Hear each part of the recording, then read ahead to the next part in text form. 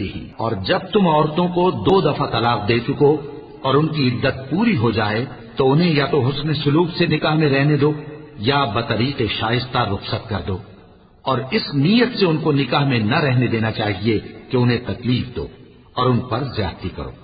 اور جو ایسا کرے گا وہ اپنا ہی نقصان کرے گا۔ اور اللہ کے احکام کو ہنسی اور کھیل نہ بناؤ، اور اللہ نے تم کو جو نعمتیں بخشی ہیں اور تم پر جو کتاب اور دانائی کی باتیں نازل کی ہیں جن سے وہ تمہیں نصیحت فرماتا ہے ان کو یاد کرو، اور اللہ سے ڈرتے رہو اور جان رکھو کہ اللہ ہر چیز سے واقف ہے۔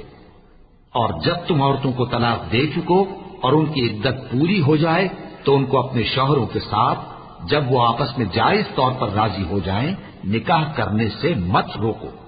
اس حکم سے اس شخص کو نصیحت کی جاتی ہے جو تم میں اللہ اور روز آخر پر یقین رکھتا ہے، یہ تمہارے لیے نہایت خوب اور بہت پاکیزگی کی بات ہے، اور اللہ جانتا ہے اور تم نہیں جانتے۔ اور مائیں اپنے بچوں کو پورے 2 سال دودھ پلائیں، یہ حکم اس شخص کے لیے ہے جو پوری مدت تک دودھ پلوانا چاہے، اور دودھ پلانے والی ماؤں کا کھانا اور کپڑا دستور کے مطابق باپ کے ذمے ہوگا۔ کسی شخص کو اس کی طاقت سے زیادہ تکلیف نہیں دی جاتی، تو یاد رکھو کہ نہ تو ماں کو اس کے بچے کے سبب نقصان پہنچایا جائے اور نہ باپ کو اس کی اولاد کی وجہ سے نقصان پہنچایا جائے، اور اسی طرح نان و نفقہ بچے کے وارث کے ذمے ہے، اور اگر دونوں یعنی ماں باپ آپس کی رضامندی اور صلاح سے بچے کا دودھ چھڑانا چاہیں تو ان پر کچھ گناہ نہیں، اور اگر تم اپنی اولاد کو دودھ پلوانا چاہو تو تم پر کچھ گناہ نہیں، بشرطے کہ تم دودھ پلانے والیوں کو دستور کے مطابق ان کا حق جو تم نے دینا کیا تھا دے دو، اور اللہ سے ڈرتے رہو اور جان رکھو کہ جو کچھ تم کرتے ہو اللہ اس کو دیکھ رہا ہے۔ اور جو لوگ تم میں سے مر جائیں اور عورتیں چھوڑ جائیں تو وہ عورتیں 4 مہینے اور 10 دن اپنے آپ کو روکے رہیں،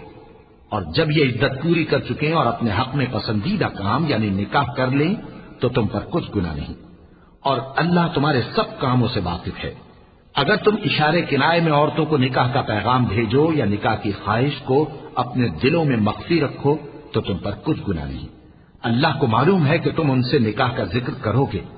مگر ایام عدت میں اس کے سوا کے دستور کے مطابق کوئی بات کہہ دو، پوشیدہ طور پر ان سے قول و قرار نہ کرنا، اور جب تک عدت پوری نہ ہو لے نکاح کا پختہ ارادہ نہ کرنا، اور جان رکھو کہ جو کچھ تمہارے دلوں میں ہے اللہ کو سب معلوم ہے، تو اس سے ڈرتے رہو اور جان رکھو کہ اللہ بخشنے والا ہے، حلم والا ہے۔ اور اگر تم عورتوں کو ان کے پاس جانے یا ان کا مہر مقرر کرنے سے پہلے طلاق دے دو تو تم پر کچھ گناہ نہیں، ہاں ان کو دستور کے مطابق کچھ خرچ ضرور دو، یعنی مقدور والا اپنے مقدور کے مطابق دے اور تنگ دست اپنی حیثیت کے مطابق۔ نیک لوگوں پر یہ ایک طرح کا حق ہے۔ اور اگر تم عورتوں کو ان کے پاس جانے سے پہلے طلاق دے دو لیکن مہر مقرر کر چکے ہو تو آدھا مہر دینا ہوگا، ہاں اگر عورتیں مہر بخش دیں یا مرد جن کے ہاتھ میں عقد نکاح ہے اپنا حق چھوڑ دیں اور پورا مہر دے دیں تو ان کو اختیار ہے، اور اگر تم مرد لوگ ہی اپنا حق چھوڑ دو تو یہ پرہیزگاری کی بات ہے، اور آپس میں بھلائی کرنے کو فراموش نہ کرنا،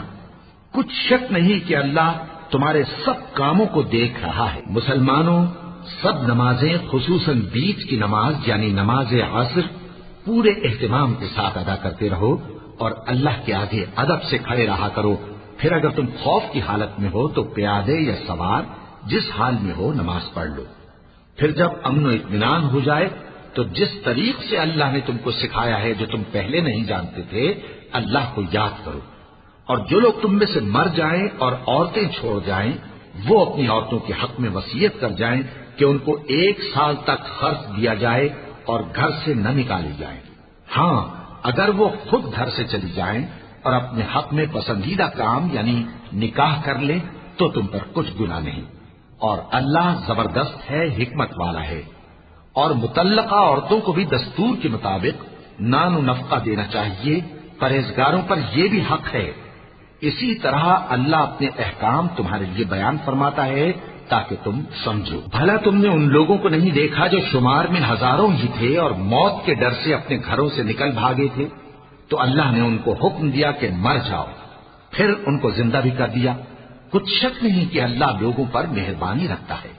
لیکن اکثر لوگ شکر نہیں کرتے۔ اور مسلمانوں، اللہ کی راہ میں جہاد کرو اور جان رکھو کہ اللہ سب کچھ سنتا ہے، سب کچھ جانتا ہے۔ کون ہے کہ اللہ کو قرض حسنہ دے کہ وہ اس کے بدلے اس کو کئی گنا زیادہ دے گا، اور اللہ ہی روزی کو تنگ کرتا اور وہی اسے کشادہ کرتا ہے، اور تم اسی کی طرف لوٹ کر جاؤ گے۔ بھلا تم نے بنی اسرائیل کی ایک جماعت کو نہیں دیکھا جس نے موسیٰ کے بعد اپنے پیغمبر سے کہا کہ آپ ہمارے لیے ایک بادشاہ مقرر کر دیں تاکہ ہم اللہ کی راہ میں جہاد کریں؟ پیغمبر نے کہا کہ اگر تم کو جہاد کا حکم دیا جائے تو ایسا تو نہیں کہ لڑنے سے پہلو تہی کرو۔ وہ کہنے لگے کہ ہم اللہ کی راہ میں کیوں نہ لڑیں گے جبکہ ہم وطن سے خارج اور بال بچوں سے جدا کر دیے گئے۔ پھر جب ان کو جہاد کا حکم دیا گیا تو چند اشخاص کے سوا سب پھر گئے، اور اللہ ظالموں سے خوب واقف ہے۔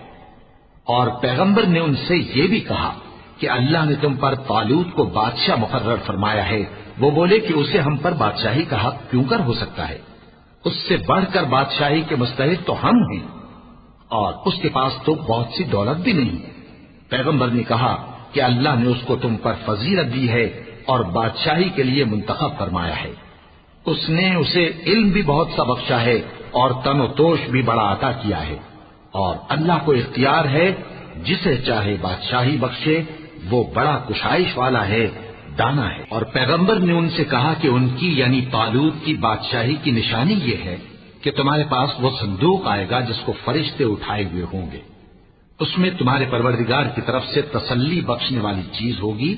اور کچھ اور چیزیں بھی ہوں گی جو موسیٰ اور ہارون چھوڑ گئے تھے۔ اگر تم ایمان رکھتے ہو تو یہ تمہارے لیے ایک بڑی نشانی ہے۔ غرض جب طالوت فوجیں لے کر روانہ ہوا تو اس نے ان سے کہا کہ اللہ ایک نہر سے تمہاری آزمائش کرنے والا ہے، جو شخص اس میں سے پانی پی لے گا اس کی نسبت تصور کیا جائے گا کہ وہ میرا نہیں، اور جو نہ پیے گا وہ سمجھا جائے گا کہ میرا ہے۔ ہاں اگر کوئی ہاتھ سے چلو بھر پانی لے لے تو خیر۔ جب وہ لوگ نہر پر پہنچے تو چند آدمیوں کے سوا سب نے پانی پی لیا۔ پھر جب طالوت اور مومن لوگ جو اس کے ساتھ تھے نہر کے پار ہو گئے تو کہنے لگے کہ آج ہم میں جالوت اور اس کے لشکر سے مقابلہ کرنے کی طاقت نہیں۔ جو لوگ یقین رکھتے تھے کہ ان کو اللہ کے روبرو حاضر ہونا ہے وہ کہنے لگے کہ بسا اوقات تھوڑی سی جماعت نے اللہ کے حکم سے بڑی جماعت پر فتح حاصل کی ہے، اور اللہ ثابت قدم رہنے والوں کے ساتھ ہے۔ اور جب وہ لوگ جالوت اور اس کے لشکر کے مقابل میں آئے تو اللہ سے دعا کی کہ اے پروردگار ہم پر صبر کے دہانے کھول دے اور ہمیں لڑائی میں ثابت قدم رکھ اور لشکر کفار پر فتح یاب کر۔